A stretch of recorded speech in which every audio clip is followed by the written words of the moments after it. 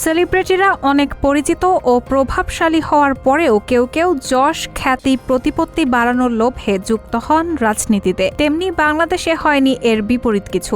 অনেক অভিনেতা, অভিনেত্রী, গায়িকা, ক্রিকেটার ক্ষমতার মোহে নিজেদের জড়িয়ে নেন রাজনীতির গ্যারাকলে। ৫ আগস্ট রাজনীতির পট পরিবর্তনে অনেকেই পড়েছে বিড়ম্বনায়, আবার কেউ কেউ রয়েছে বিভিন্ন মামলায় আসামির তালিকায়।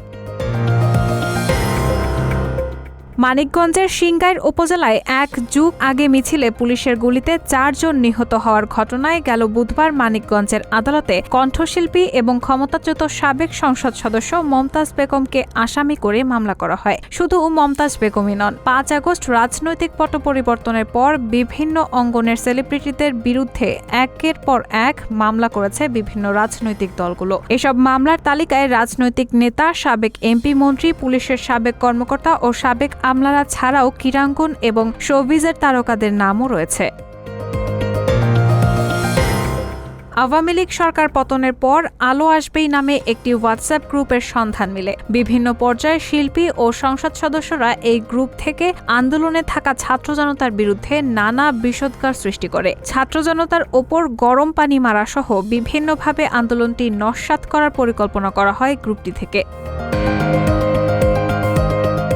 ক্রীড়াঙ্গনের তারকাদের মধ্যে এখন পর্যন্ত ক্রিকেটার সাকিব আল হাসান ও মাশরাফি বিন মুর্তজার বিরুদ্ধে জুলাই হত্যাকাণ্ডের ঘটনায় মামলা হয়েছে। রাজধানীর আদাবর থানায় এক গার্মেন্টস কর্মী হত্যার ঘটনায় সাকিব আল হাসানকে আসামি করে মামলা করা হয়। অন্যদিকে গেল ১১ সেপ্টেম্বর নড়াইলে বৈষম্য বিরোধী ছাত্র আন্দোলনের মিছিলে গুলি, বোমা বিস্ফোরণ ও মারধরের অভিযোগে সেখানে মাশরাফি বিন মুর্তজা ও তার বাবার বিরুদ্ধে মামলা হয়।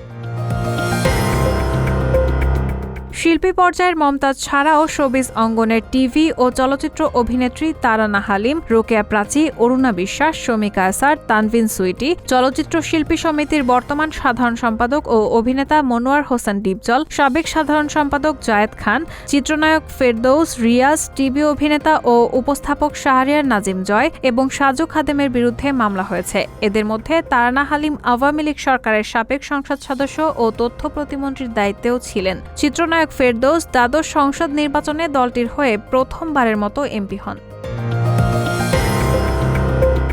শিল্পীদের বিরুদ্ধে মামলার বিষয়ে জানতে চাইলে চলচ্চিত্র শিল্পী সমিতির সভাপতি মিশা সওদাগর বলেন, তারা বিষয়টি গণমাধ্যম থেকে জেনেছেন, তবে কোনো শিল্পী তা সমিতিকে অবগত করেননি। অবগত করা হলে দেখা যাবে কি ঘটনায় কেন তাদের আসামি করা হয়েছে। অপরদিকে অভিনয় শিল্পী সংঘ এর সভাপতি আহসান হাবিব নাসিম বলেন, বিষয়টি রাজনৈতিক মামলার বিষয়ে সংগঠনের কিছু বলার থাকে না। শুধু শিল্পী হিসেবে বলতে চাই, কোনো শিল্পী সত্যিকারের অপরাধী হয়ে থাকলে সুনির্দিষ্টভাবে মামলা হোক, বিচার হোক, কারণ কেউ আইনের ঊর্ধ্বে নয়। তবে হয়রানির উদ্দেশ্যে শিল্পীদের মামলায় জড়ানো হলে তা হবে দুঃখজনক।